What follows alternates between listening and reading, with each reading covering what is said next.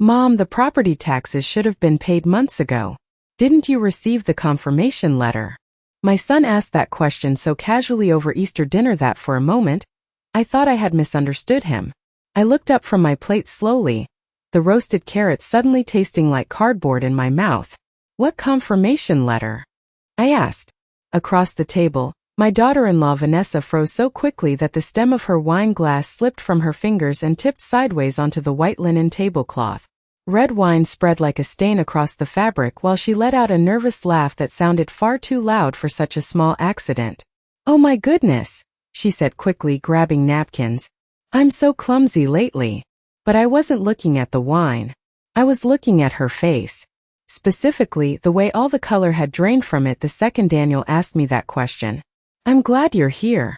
Stay with me until the end, and let me know where you're watching from because sometimes the smallest details inside a family can uncover the biggest secrets." Easter dinner at Daniel and Vanessa's house was supposed to feel warm and comforting. Vanessa had gone all out decorating the dining room with pale yellow candles and fresh tulips arranged in crystal vases. The smell of honey-glazed ham and baked rolls filled the house, and soft jazz music drifted from a speaker somewhere in the kitchen. From the outside, it looked like the kind of holiday gathering every mother hopes her family will still have after she becomes old enough to sit quietly at the end of the table instead of hosting it herself. But something had felt wrong the moment I walked through their front door. Maybe it was the way Vanessa hugged me too quickly before immediately taking my coat. Maybe it was how Daniel barely looked away from his phone all evening. Or maybe it was because lately, every conversation around me seemed to stop the moment I entered the room.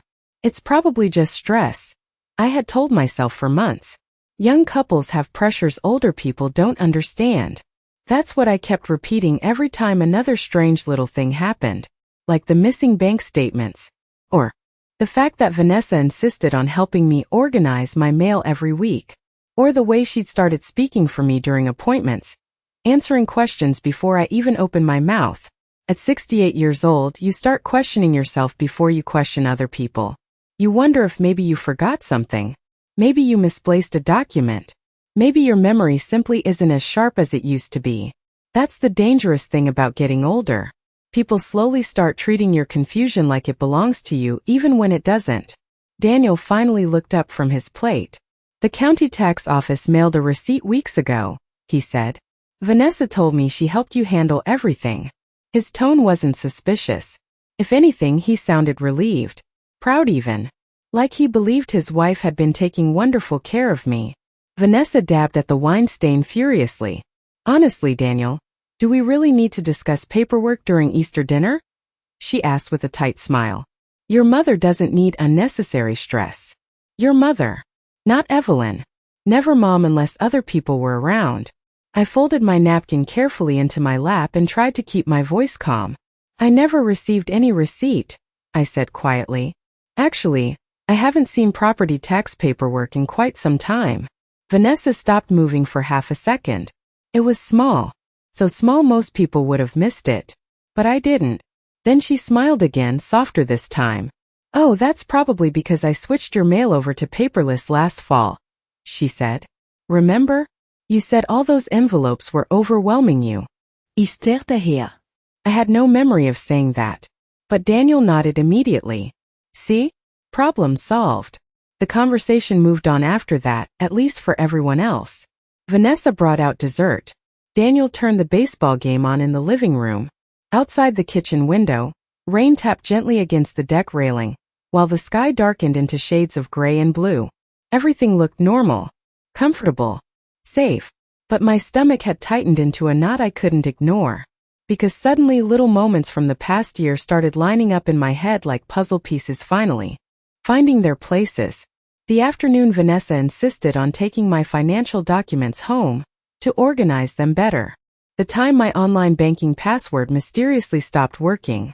The certified letter from the county that never arrived. The uncomfortable expression on the pharmacist's face last month when my debit card declined even though I was certain I still had enough money in my checking account. I reached for my coffee cup, but my hands felt colder than the porcelain. Across the room, Vanessa laughed at something Daniel said. And for the first time since my son married her, I noticed something underneath her polished smile that I hadn't wanted to see before. Control. Not love. Not care. Control. And deep down, in a quiet place I had spent years trying not to listen to, I realized something terrifying. My daughter-in-law hadn't just been helping me. She had been managing me. And somehow, without me noticing when it began, my own life no longer felt entirely like mine. I barely slept that night after Easter dinner. Rain continued tapping softly against the bedroom windows long after midnight, and the old house felt emptier than usual. Since my husband Walter passed away 3 years earlier, nights had become the hardest part of the day. During daylight hours I could distract myself with routines. I watered the hydrangeas near the porch. I folded laundry while old game shows played quietly in the background. I drove 10 miles every Thursday morning to buy fresh bread from the same bakery Walter loved for 40 years. But nights were different. Nights forced me to sit still with my thoughts. I lay awake staring at the ceiling fan turning slowly above the bed we used to share, replaying every strange interaction I had brushed aside over the past year. The more I thought about it, the more uneasy I became. My home in Connecticut was modest compared to the large modern house Daniel and Vanessa owned outside Hartford, but Walter and I had spent 32 years building a life there. Every corner carried memories. The scratch near the kitchen doorway from when Daniel crashed his bicycle indoors at age 10. The faded mark on the hallway wall where Walter measured Daniel's height every birthday until college. Even now, Walter's brown leather chair still sat beside the fireplace exactly where he left it. Some mornings I could almost imagine hearing the rustle of his newspaper from across the room. After Walter died from a sudden heart attack, Daniel became overly protective almost overnight. First, I thought it came from grief. He insisted on helping with bills. He told me I should stop driving long distances.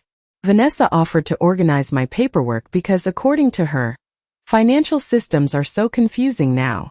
At the time I felt grateful.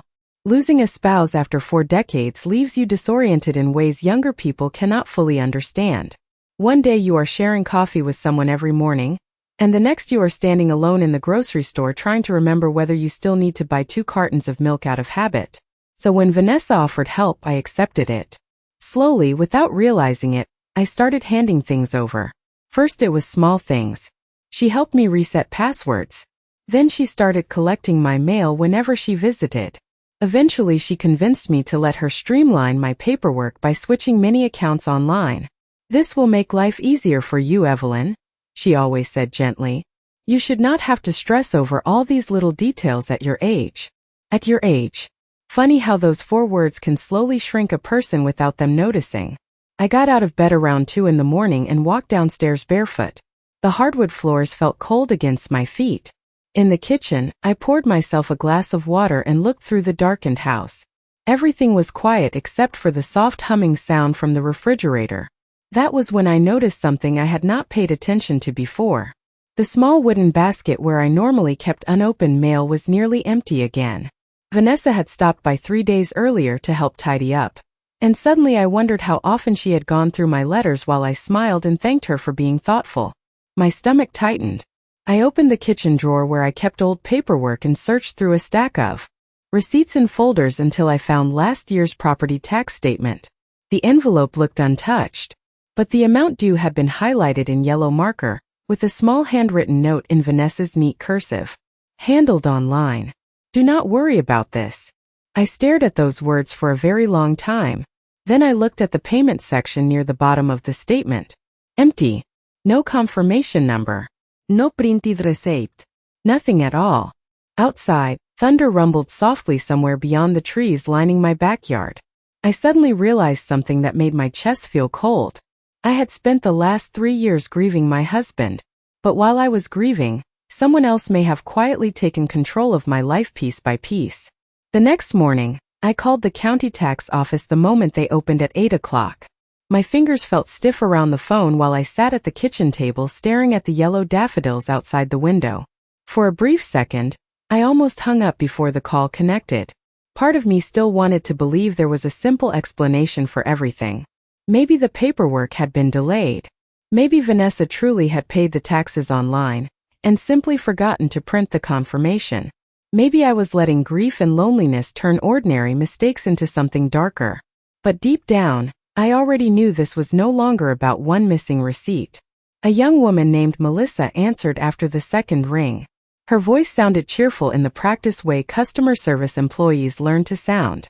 I explained that I was trying to confirm whether my property taxes had been paid for the previous year. I heard typing on the other end of the line, followed by a short pause that seemed to stretch too long. "Mrs. Harper," she finally said carefully, "according to our records, the account has been enrolled in automatic electronic correspondence since October." I tightened my grip on the phone. Electronic correspondence sent where exactly? Another pause. More typing.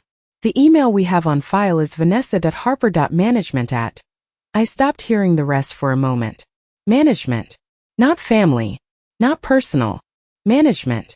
The word sat heavily in my chest.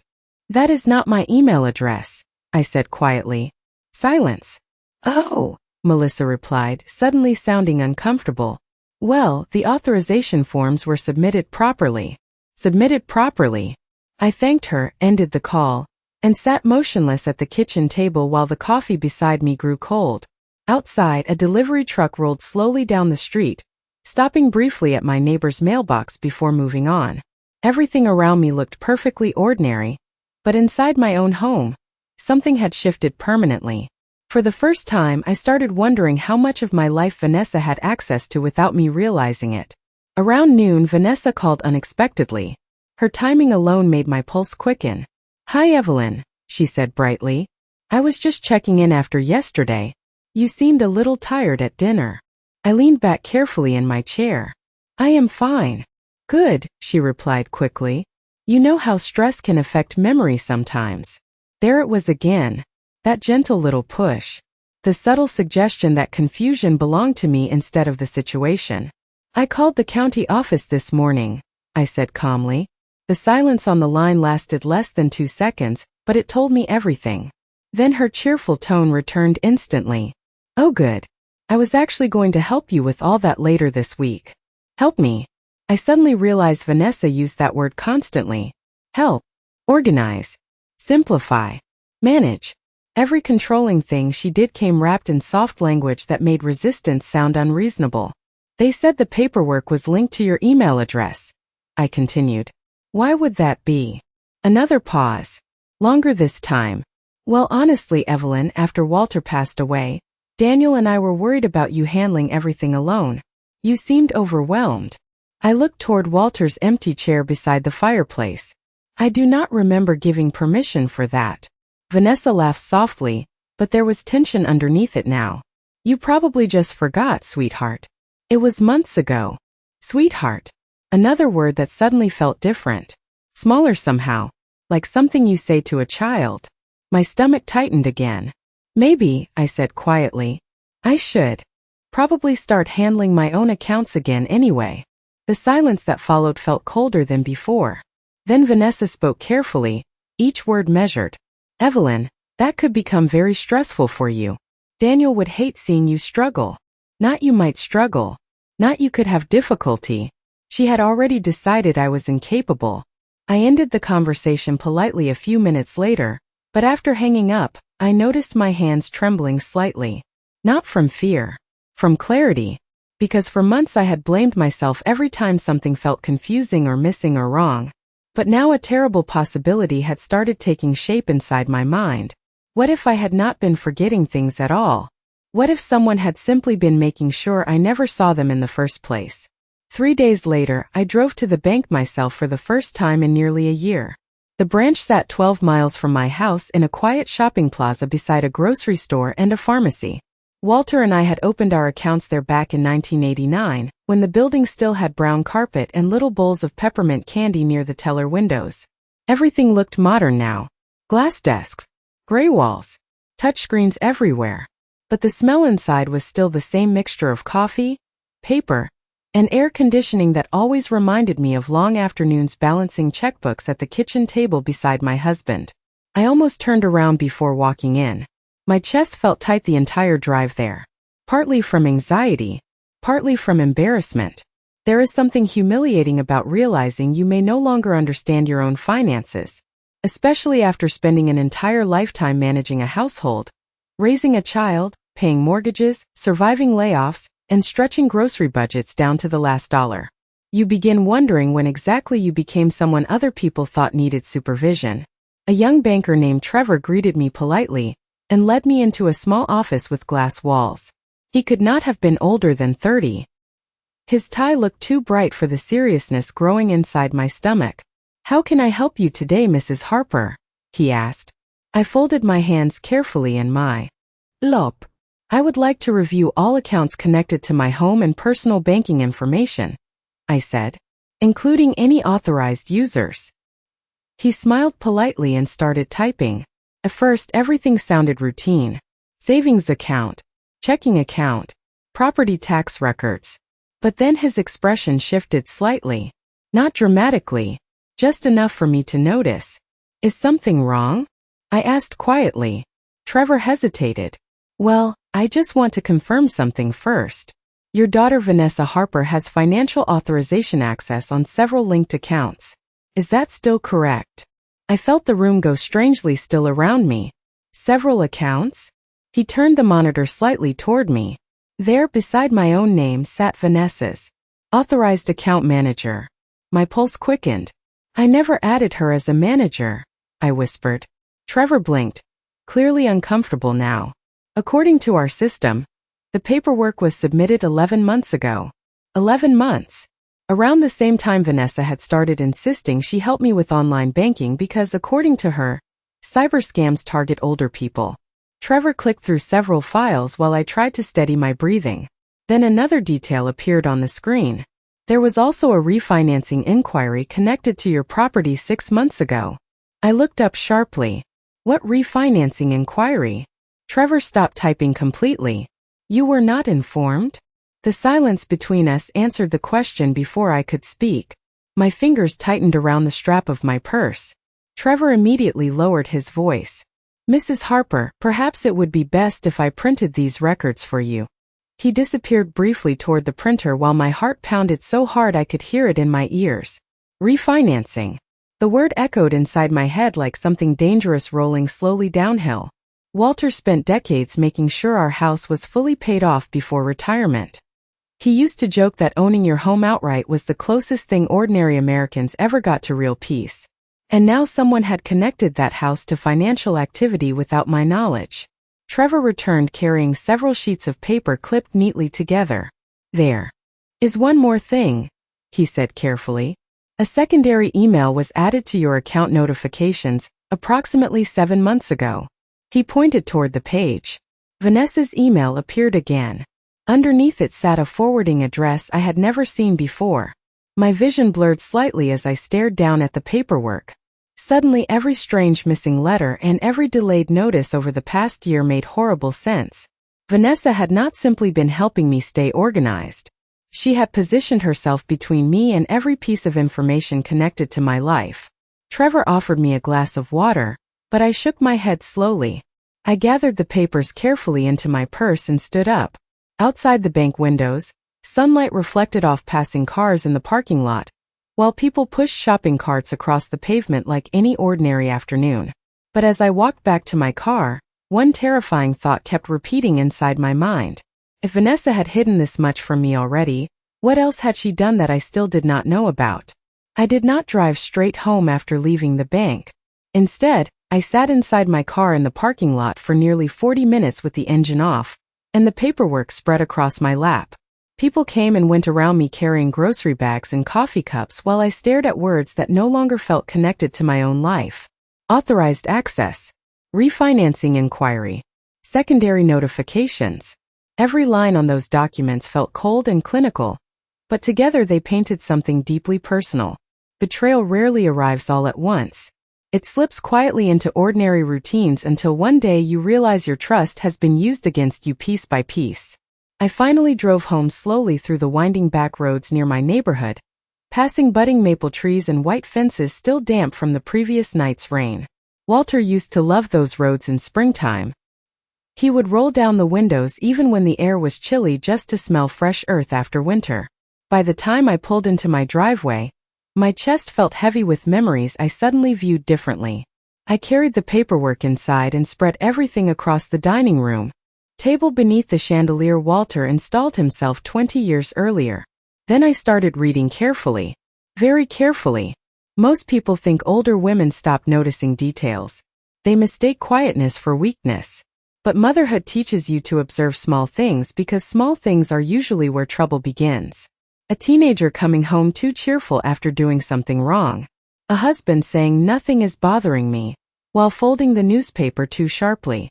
Tiny shifts. Tiny signals. And now I was seeing them everywhere. One document showed an online submission confirming account changes made 7 months earlier. Another listed electronic approval for property-related inquiries connected to my home. But the strangest thing was the signature attached to several forms. My name was there. Evelyn Harper. Yet something about it felt wrong. Too smooth. Too careful. Almost like someone trying hard to imitate natural handwriting. I opened an old desk drawer near the living room and pulled out birthday cards Walter had saved over the years. Grocery lists. Christmas labels. Notes I had written naturally without thinking. I placed them beside the bank documents and compared the signatures one by one. The difference was subtle but undeniable. Whoever signed those forms copied my name slowly, almost mechanically. My real signature always tilted slightly upward at the end because Walter once teased me that I signed documents like an optimist.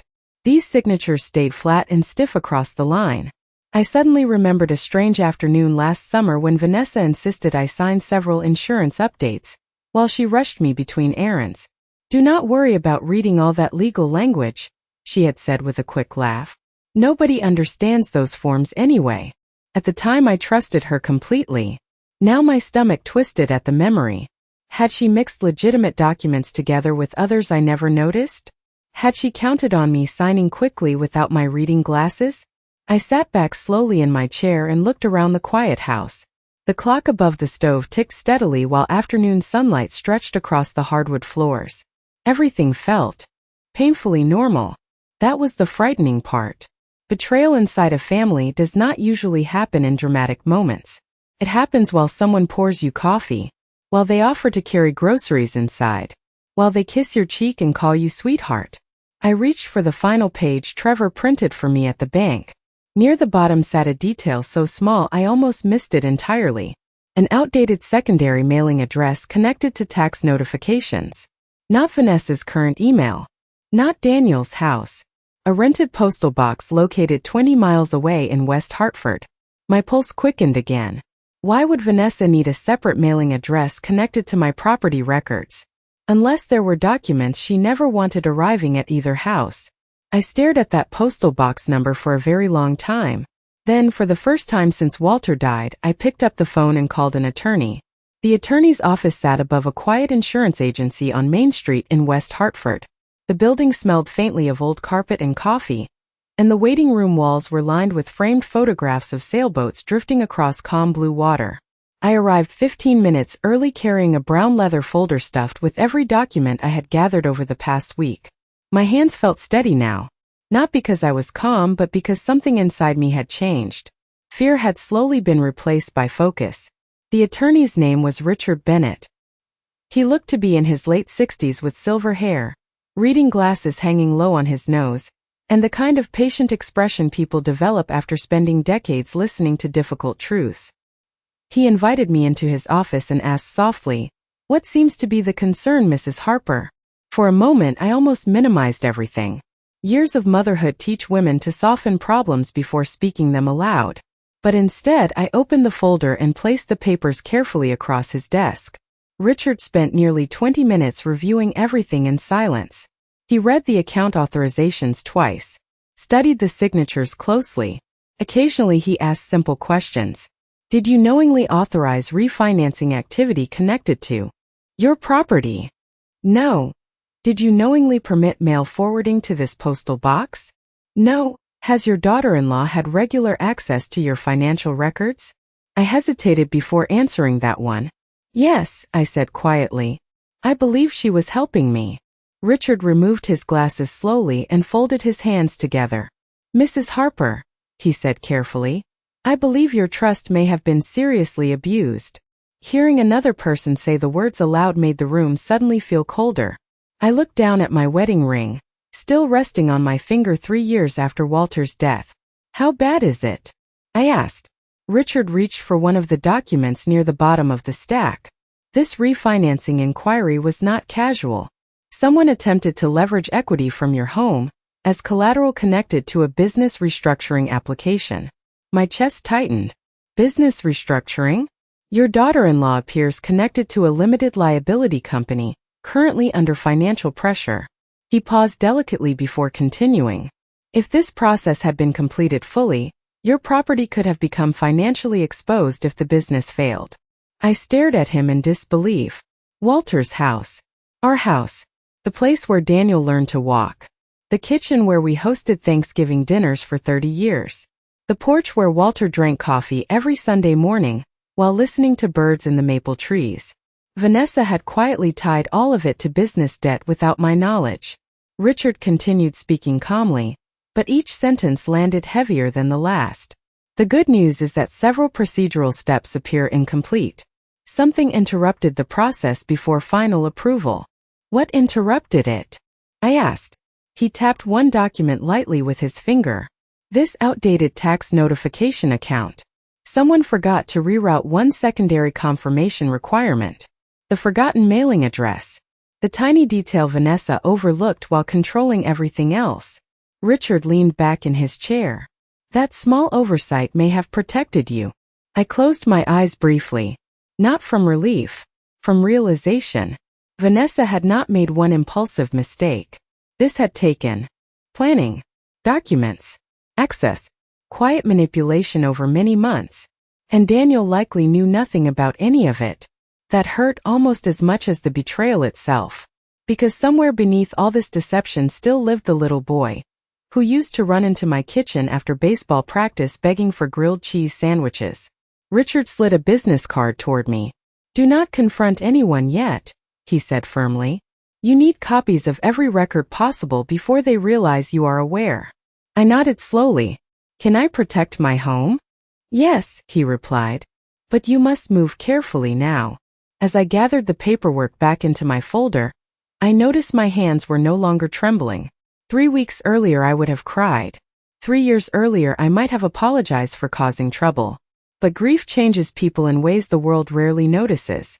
You survive enough loneliness, enough silence, enough disappointment, and eventually fear loses its power over you. By the time I stepped back onto Main Street that afternoon, one thing had become painfully clear. Vanessa thought she was managing a confused old widow.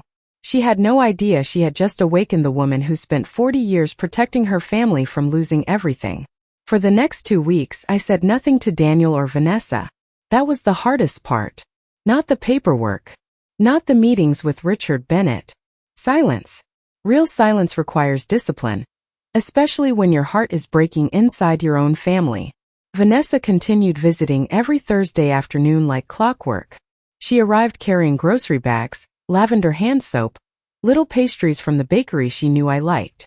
Anyone watching us would have thought she was the perfect daughter-in-law. She kissed my cheek, asked whether I was sleeping enough, reminded me to stay hydrated because older people get dehydrated more easily. Every word sounded caring on the surface, but now I noticed something underneath each interaction. Monitoring, measuring, controlling. One Thursday she walked directly to my kitchen counter and casually picked up a stack of unopened envelopes before I even offered them to her. I can sort these for you, she said brightly. Smiled gently and took the envelopes back from her hands. That is all right, I replied.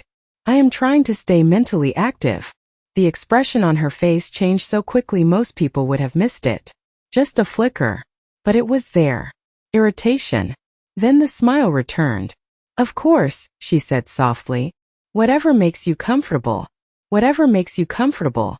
Funny how controlling people always frame resistance as emotional fragility instead of independence. Richard advised me to begin gathering evidence quietly. So I did.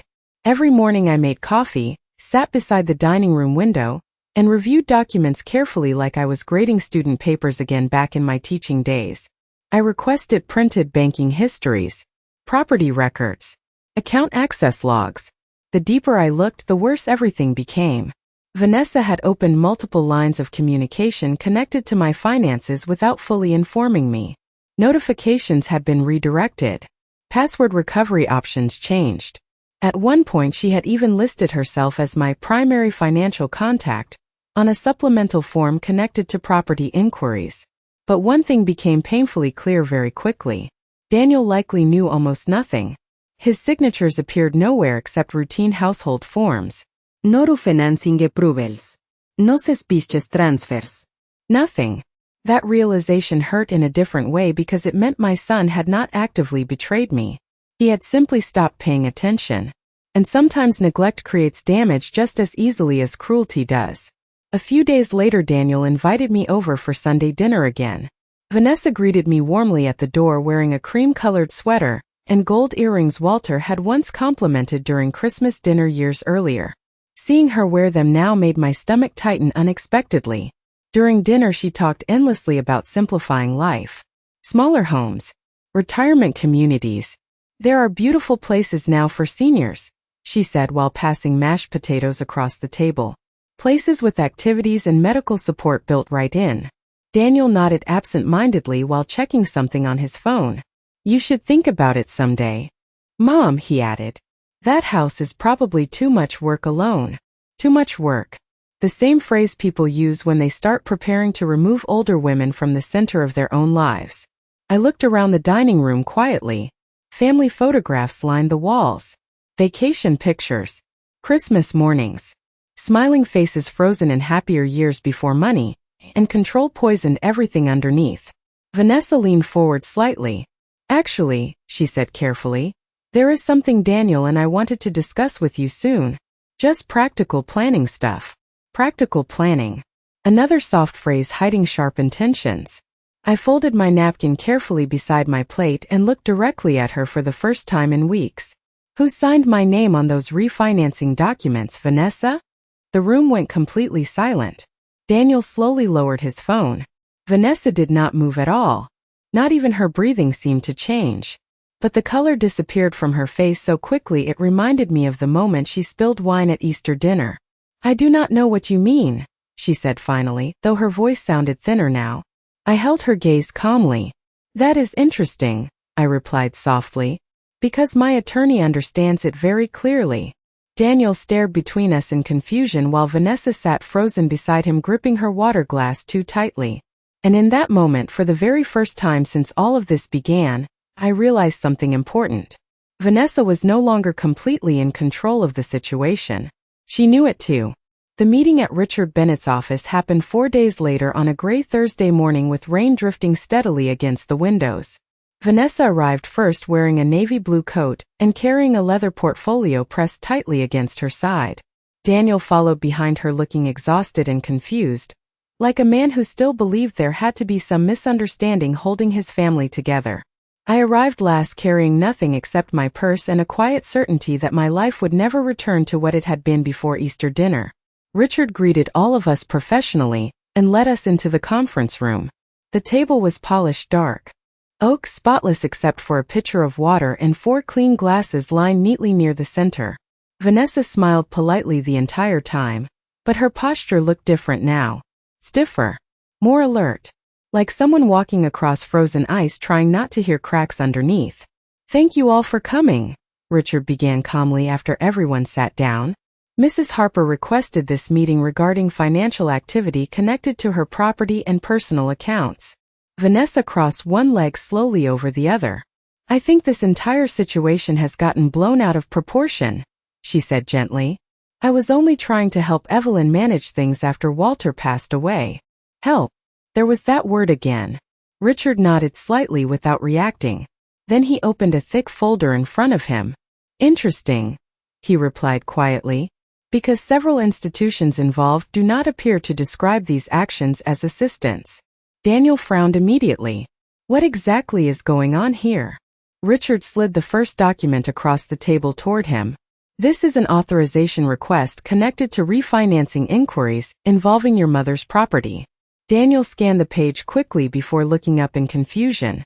Mom never told me about refinancing. Because she did not authorize it knowingly, Richard said evenly. Vanessa's smile disappeared. That is ridiculous, she snapped softly. Evelyn signed the paperwork herself. Richard slid a second sheet across the table. Then a third. Then another. Bank access logs. Email redirects. Signature comparaison. Mailing authorizations connected to the private postal box in West Hartford. The room became so quiet I could hear rain tapping against the windows behind us. Daniel's face slowly drained of color as he read each page.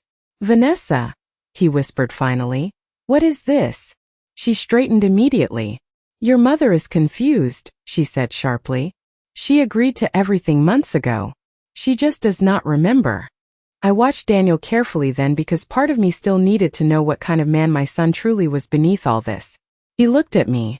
Really looked at me for the first time in months. And what he saw must have unsettled him. Deeply. Because I was not confused. I was not emotional. I was simply calm. Richard placed one final document on the table. This forensic handwriting review found significant inconsistencies between Mrs. Harper's verified signatures and several submitted authorizations. Vanessa went completely still. Daniel stared at the page for several seconds before lowering it slowly into his lap.